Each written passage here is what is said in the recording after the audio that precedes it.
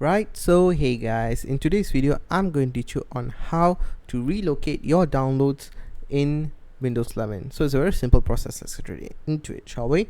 So what you're going to do is you're going to open your file explorer right here, and then you're going to go into a home folder.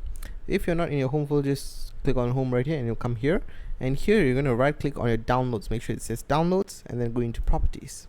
In properties you have 6 tabs right here.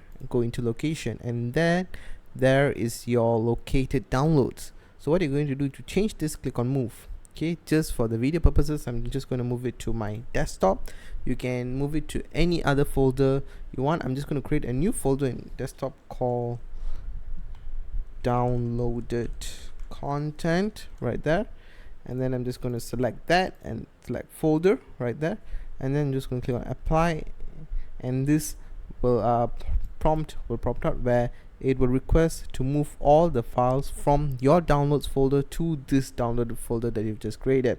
So you can click on no if you don't want to move it, but I just want to move it, so I'm just going to click on yes. Okay, so you just move all the items, click on OK, and you can see your downloads folder is here.